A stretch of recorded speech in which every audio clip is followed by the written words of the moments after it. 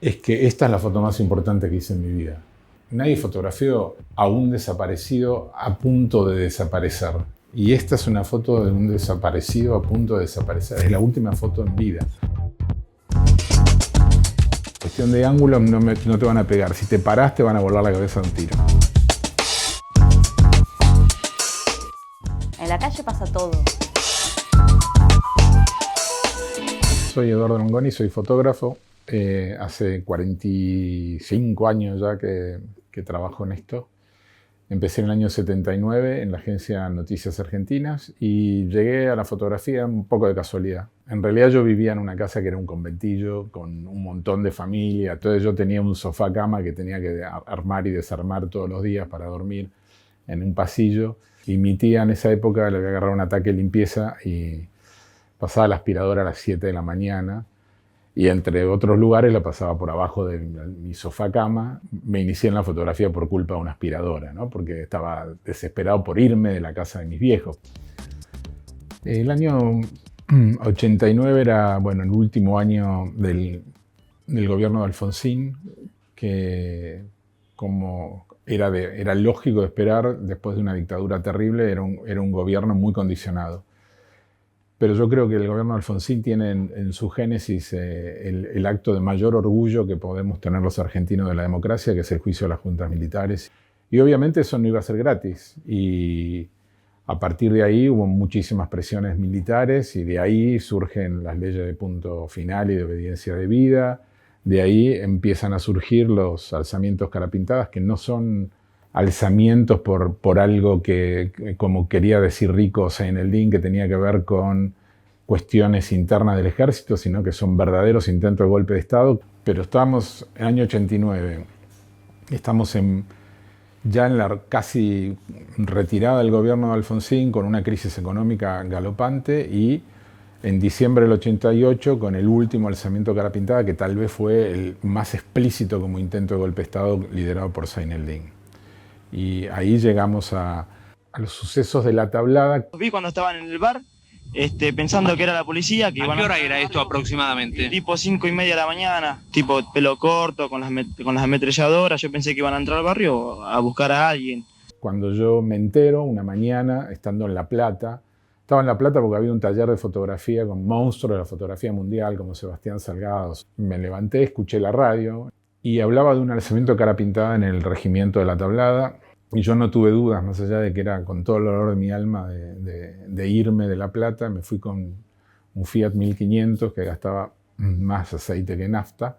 Y llegué a La Tablada y quedé en medio de un tiroteo en la avenida Crovara y me di cuenta que ahí no había un alzamiento cara pintada, porque haber cubierto los 3 alzamientos cara pintadas que había habido hasta ese momento me dio la experiencia de que entre los militares rebeldes y los supuestamente leales no se cruzaban balas, se cruzaban en todo caso algunos guiños.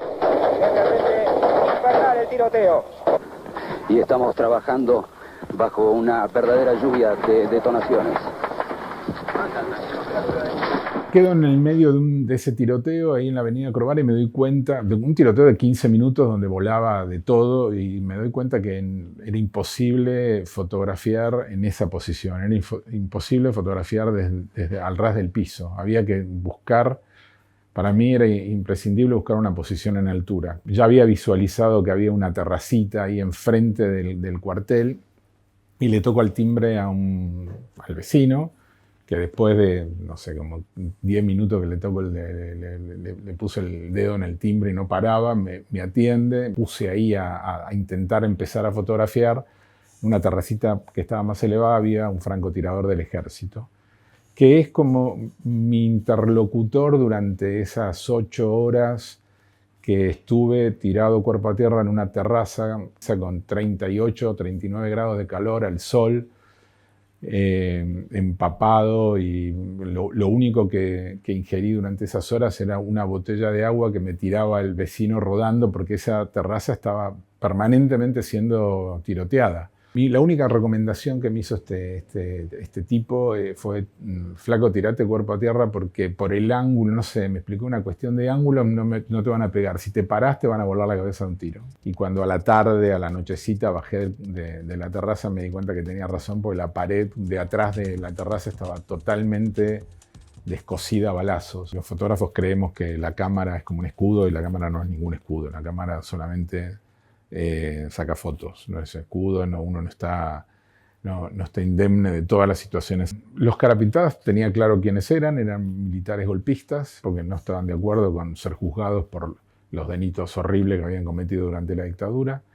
El MTP en ese momento, que además cuando estoy en la tablada ni siquiera se nombra el MTP, ¿no? Este señor me decía que había un grupo de zurdos, porque él los caracterizaba de esa manera. Pero el MTP era una organización política absolutamente legal, que tenía una revista que se llamaba Entre Todos. O sea, la verdad es que no había un golpe en marcha ahí. Nosotros fuimos el cuartel de la Cara Pintada. La posibilidad de un golpe de Estado o de inestabilidad política existía. Pero nosotros no fuimos a la tablada a agarrar a los militares, llevarlos al fusil y decir: acá está, júzguenlo. Estar arriba de esa terraza que había conseguido finalmente mi posición en altura me hacía también perder un montón de fotos que sucedían abajo. Pero me parece que el fotógrafo documentalista es un gran apostador. Cuando apuesta a una posición tiene alguna intuición, y yo tenía la intuición de que algo tenía que pasar delante de mis ojos, en el lugar donde estaba, porque había un montón de tanques de guerra que estaban bombardeando a un edificio. Estoy a 100 metros de este lugar, 110 metros. Estaba con un tele largo, con un duplicador, con condiciones muy malas para fotografiar.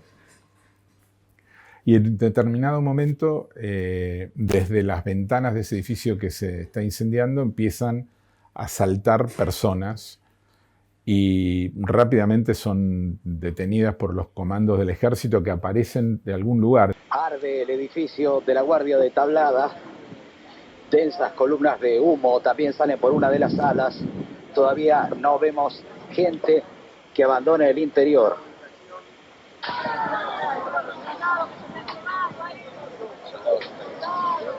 Bueno, yo logro hacer una serie de 8 fotografías. Entre esas 8 fotografías hay una que hay un guerrillero que se está rindiendo, otro que está cuerpo a tierra, que de alguna manera periodísticamente en ese momento era una foto única, en el sentido de que mostraba los dos bandos en pugna. Mostraba a los guerrilleros que se rendían y a los militares que retomaban el cuartel, por lo cual fue publicada. Debe haber durado unos 30 segundos y son 8 fotos. Una de las cosas que ocurre con la fotografía, con todas las fotografías y la fotografía de prensa también, es que las fotografías tienen varias vidas. No dice lo mismo una fotografía a veces en el momento de ser tomada que a los años, y esta fotografía tiene varias vidas, porque en ese momento dice esta historia de los dos bandos en pugna, pero a los años se comunica conmigo una señora que se llama Aurora Sánchez Nadal, y me cuenta que en esta fotografía está su hijo, y que su hijo no está ni en la lista de muertos ni fue juzgado. Bueno, me vine a ver porque ella vive en Nicaragua, y rearmamos esta serie. Bueno, y ahí se ve que efectivamente está Iván Ruiz, y también tiene nombre el que está adelante, que es José Alejandro Díaz. Estas fotos son llevadas a la justicia, pero la justicia en ese momento no hace nada por esta causa. La causa queda cajoneada, hasta que finalmente los familiares de estos desaparecidos van a la Comisión Interamericana de Derechos Humanos, llevan esta serie de fotos. Finalmente la Corte Suprema de Justicia reabre esta causa por la desaparición de José Alejandro Díaz y de Iván Ruiz, y gira esta causa al Tribunal Oral de San Martín, que en el año 2019, o sea, a 30 años de los episodios de la tablada, reabre la causa solo por uno de los guerrilleros, por José Alejandro Díaz, y es en esta causa donde finalmente al general Arrillaga, que era que comandaba las fuerzas de recuperación del cuartel, es condenado a prisión perpetua por la desaparición de José Alejandro Díaz en plena democracia. Esta es la foto más importante que hice en mi vida, porque esta foto sirvió para desentrañar un crimen horrible como la desaparición de personas. Y una reflexión casi espantosa de nuestra historia argentina es que yo fotografié durante la dictadura y todas las fotos en la época de la dictadura son fotos que son como símbolos, porque nadie fotografió a un desaparecido a punto de desaparecer.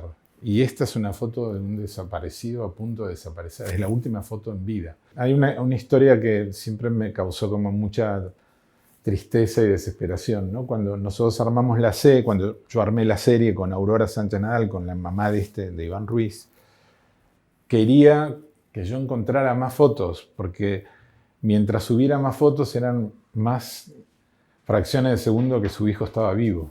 Hay un momento en el que su hijo se lo llevan para adentro y ya literalmente desaparece. Y siempre me causó como esa sensación de, no sé, es una tontería. ¿Por qué no hice más fotos para que tuviese más instantes de vida de verlo vivo a su hijo? Un metro más acá, este árbol tapaba toda la escena.